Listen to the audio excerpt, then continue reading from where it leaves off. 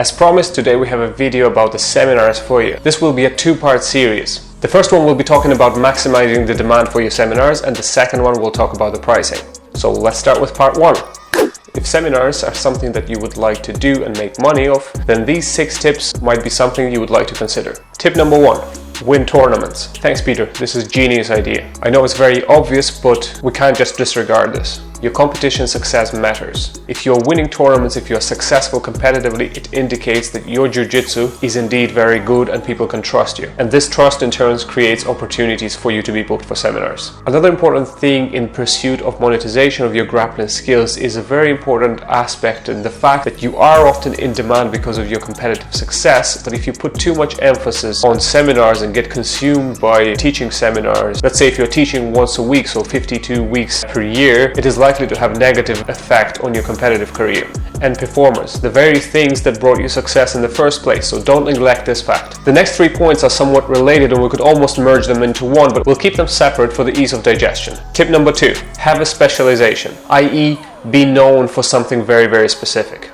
Excellent examples of these include Adam Warszawski, who is known for his butterfly guard primarily, or you have somebody like Lukas Leice, who is known obviously for his half guard. Back a couple of weeks ago, we had an excellent podcast episode with Tarik Hopstock, a Norwegian athlete who invented a submission called Tarik Plata, which was obviously named after him, and he had a massive success worldwide. So he's known for this specific thing, even though he's good at pretty much everything else as well. So in the podcast episode, he speaks about the effect that having that specialization had on his seminars, instructionals, and so on. So once again, have a specialization, be known for something very specific, and it will definitely help you stand out from thousands of other very good grapplers. Tip number 3, reinforce your area of specialization through educational material. A fantastic example of this is an Irish standout grappler, Tom Halpin. Tom is an amazing jiu-jitsu player, very all-rounded. He's pretty much good at everything. But over the last couple of years, he released a bunch of free YouTube videos on back attacks.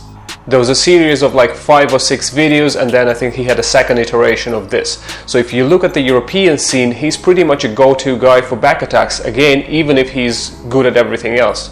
So he made himself known for that specific aspect of the game. As a consequence, he got booked for multiple seminars around Europe because people already knew that he could deliver certain material. And I personally first got to know him through his videos and then subsequently reached out to him to teach in my academy. And then once you create that educational material, it just stays there. It doesn't go anywhere, so people can revisit it and cultivate more trust with you.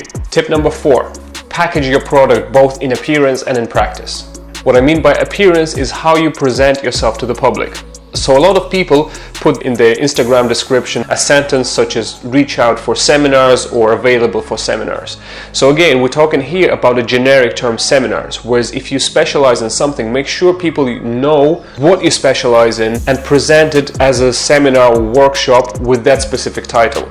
So if you specialize in leg locks, make sure it's a leg lock seminar. If you specialize in guillotine, it's a guillotine seminar, and so on. It helps the decision making and gives an impression that you thought this through and not just throwing yourself out there with no specific purpose. The next part of that, package your product in practice. What I mean by that is when you get to deliver the seminar, it is important for you to prepare a certain routine, a certain workflow well in advance. So you don't want to show up on the day and ask people, what do you want me to teach? Or still second guessing yourselves as to how you want to structure the seminar.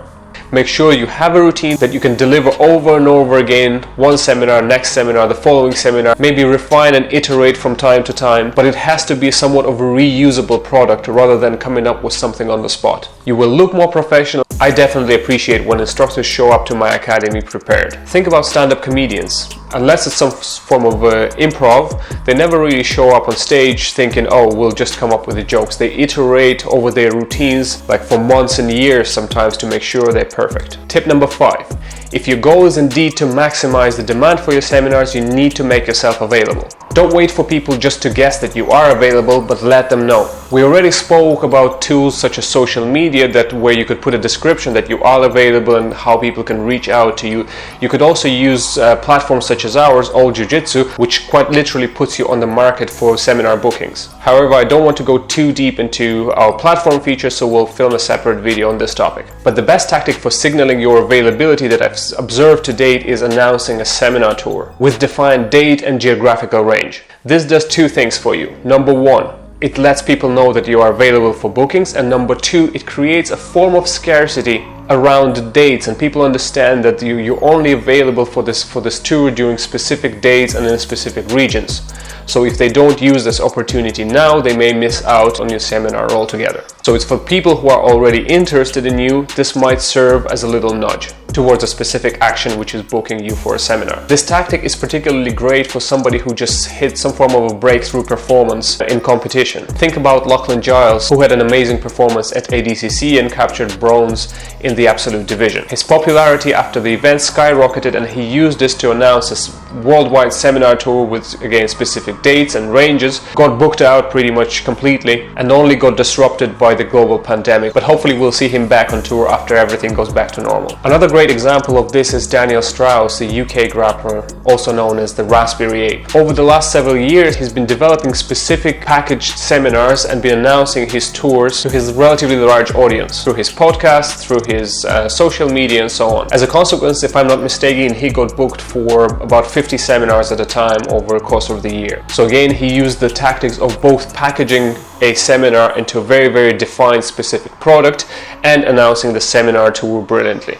Tip number 6. Develop relationships. Whether it's in person or online, be nice to people and be very approachable. It always helps. First of all, being nice to people is good for yourself, and I believe it makes you a happier person. But aside from that, when it comes to travel and competition, a lot of athletes reach out to local academies in towns where the competitions are happening, offering themselves for seminars. In my personal experience, since IBJJF came to Dublin and we started having a couple of big tournaments a year, I had people messaging me from brown belts to black belt world champions offering themselves for the seminars. But the reality is, unless there's some form of pre-existing relationships, it's not happening. Doesn't matter how good you are, if I don't have that pre-existing relationship with you, I'm very unlikely to put some form of a meaningful seminar in place on a short. But if you cultivate your relationships over time and your network is wide, there's a good chance that wherever you are going to travel, you know somebody, you know the academy owners, and they'll be willing to put a seminar for you, which is obviously what most athletes strive for.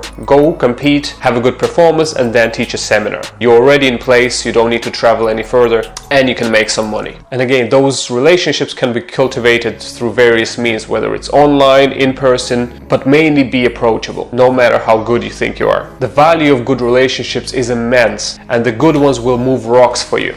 That's our 6. I hope these tips were helpful to you guys. Now the giveaway. We'll be giving away this old jiu-jitsu t-shirt, and of course we'll ship it anywhere around the world. To enter the giveaway, here are the 3 easy steps that you need to do. Number 1, like this post. Number 2, follow our Instagram page. And number 3, tag 3 friends and tell them to do the same things. Super easy. We'll announce the winners on the 4th of June. Best of luck, guys.